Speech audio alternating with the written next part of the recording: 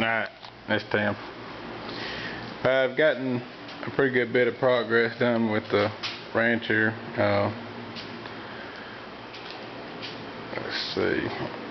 I got the winch finished and mounted, but I didn't put the I didn't bother about putting the remote on there yet.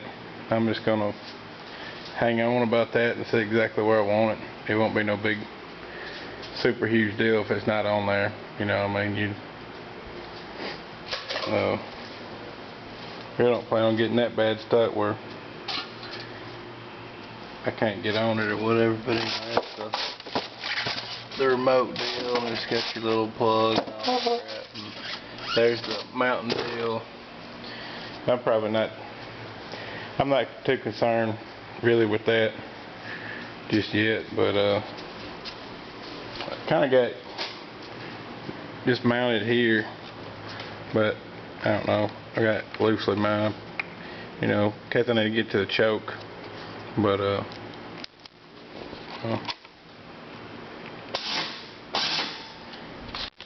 I've got it mounted into the power switch, so it won't come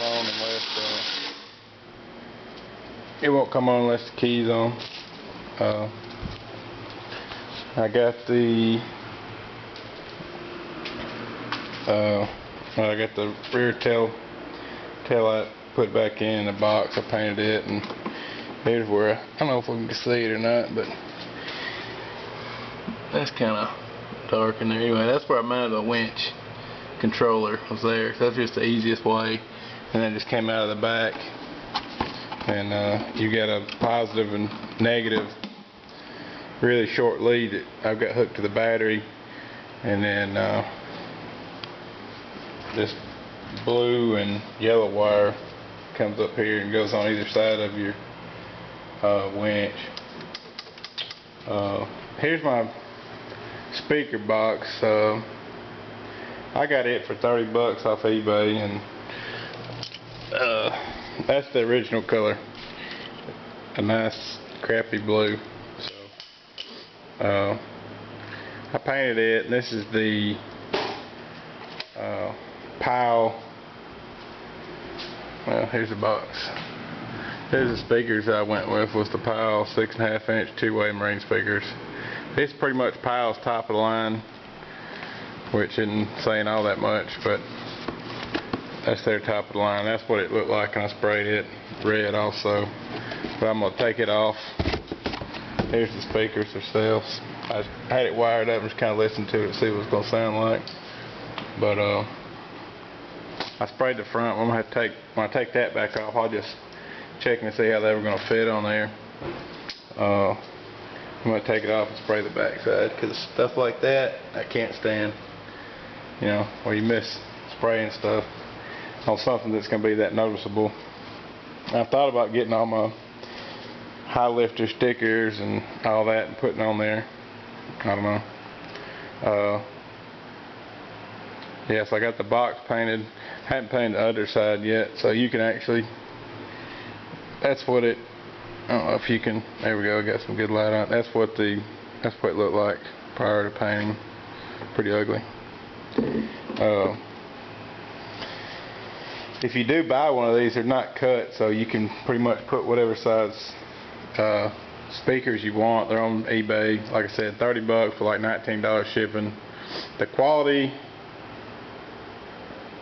is, you know, decent for 50 bucks. Now, I was going to go with 6 inch PVC pipe, but the 90s were going to cost me 50 bucks, so, and then I was going to have to get a piece of pipe and all that, so I really wasn't too concerned. And once I saw this, I was like, well, I can make it work.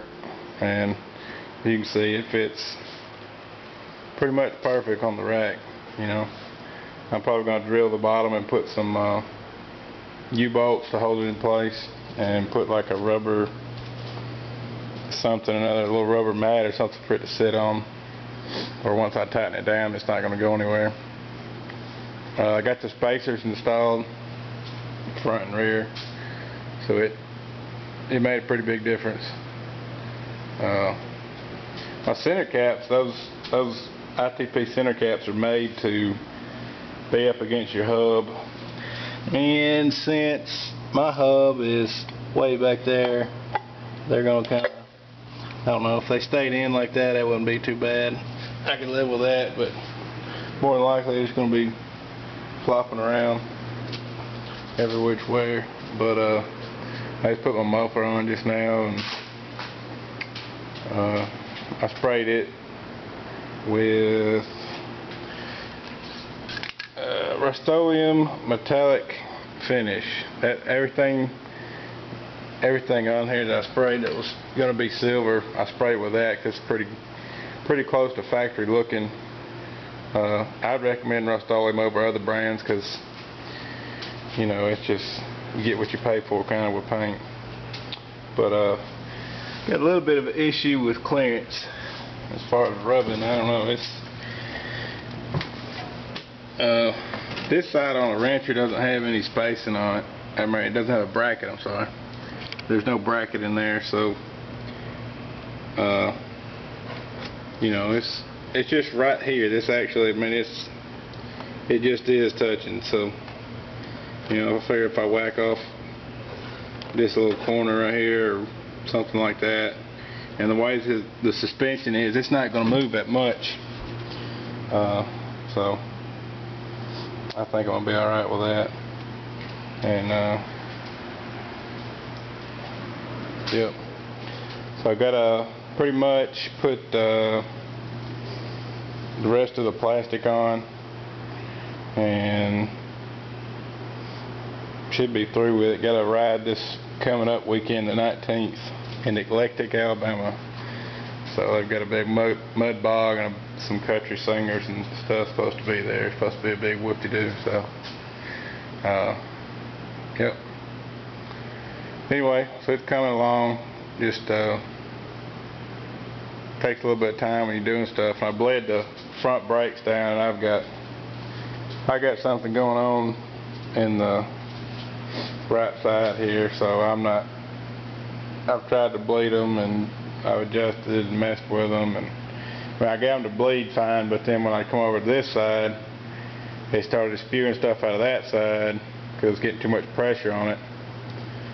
So I don't know if you're supposed to bleed those at the same time or what the deal is. But I didn't really mess with sanding the plastic too much. I'm just really trying to get this one ready for the deal, and then plus with my rack sitting on the back, all you're going to see is this little part, and that's probably going to be my wife's leg. So, and most of the time at these deals, by the time you hit the first mud hole, you can't tell a 85 model from a 05 model. So, you know. But anyway, alright, that's it. I'm through rambling. But anybody that lives in Alabama, June 19th, the extrememudsports.com is the website. They're having a mud bog, so I'm gonna have some video of that next weekend. Should be pretty good. But tomorrow I should have this all put back together, and the brackets for the headlights. Let's see. The brackets to go in right there, I've got it on the way because it was gone when I got it. So anyway, alright, well, that's it. Until tomorrow.